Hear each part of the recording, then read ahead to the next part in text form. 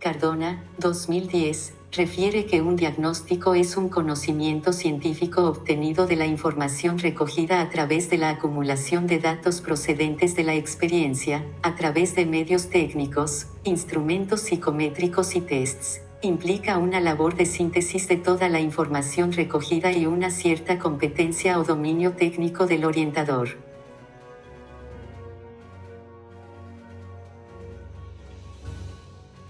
Según Marin 2010, existen 4 métodos para la búsqueda del diagnóstico, que se utilizan para arribar el problema del paciente: diagnóstico intuitivo, diagnóstico diferencial, diagnóstico inductivo, y diagnóstico hipotético.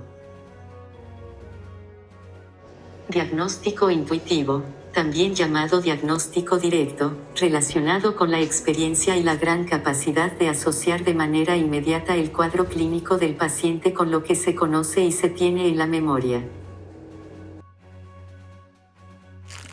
Diagnóstico diferencial, o por comparación, se busca identificar similitudes y diferencias entre el cuadro clínico del paciente y las representaciones mentales que se han construido anteriormente y están relacionadas con las diferentes patologías que puede presentar el paciente.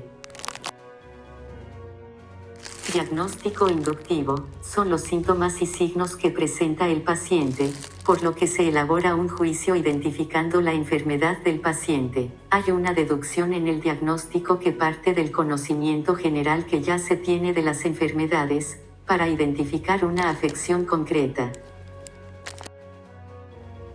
Diagnóstico hipotético, conocido también como diagnóstico terapéutico.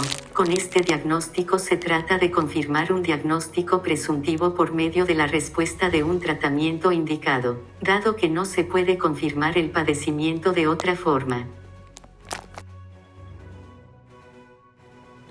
Para concluir, un diagnóstico intuitivo es una asociación del cuadro que presenta el paciente y la experiencia o capacidad de identificar el padecimiento. Un diagnóstico diferencial es en el que se descarta la posibilidad de otro padecimiento que pueda presentar un cuadro clínico semejante, pues hay síntomas que se presentan en diversas patologías. El diagnóstico inductivo es en el que se toman en cuenta los signos y síntomas para emitir un diagnóstico a partir del conocimiento de la enfermedad. Diagnóstico hipotético es en el cual se elaboran hipótesis de un diagnóstico presuntivo y que es necesario comprobar para llegar a un diagnóstico certero.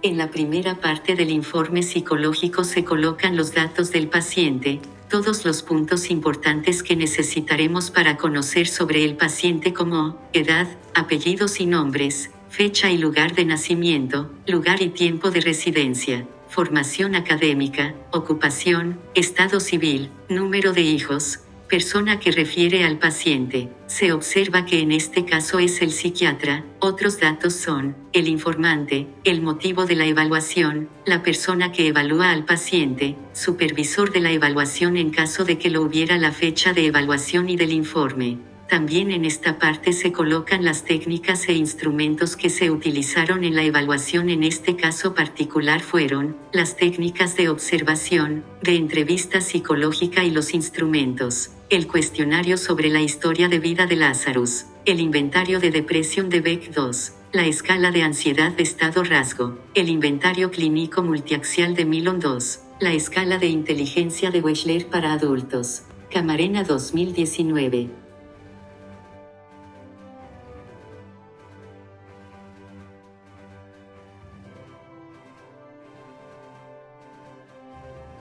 El motivo de la consulta es el por qué el paciente solicita atención o es referido. En esta parte el paciente expresa y describe sus síntomas y o problemas.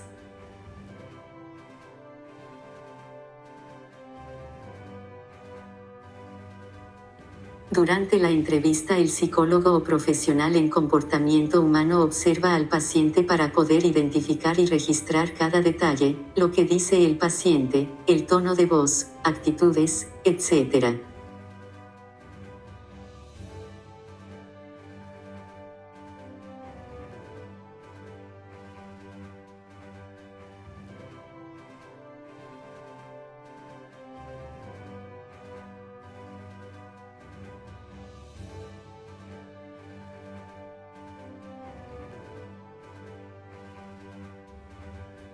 Camarena 2019 menciona que en este punto se realiza una interpretación de todos los resultados que han arrojado las pruebas, más los resultados de las técnicas de entrevista y observación. Algunos resultados son los del área familiar, de pareja, de personalidad, de afectividad, entre otros.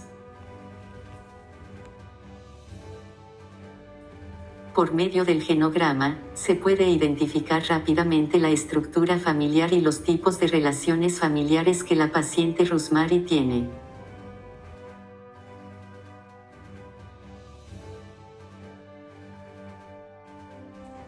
En esta parte se llega a la conclusión acerca de lo que le sucede a la paciente con el fin de emitir un diagnóstico.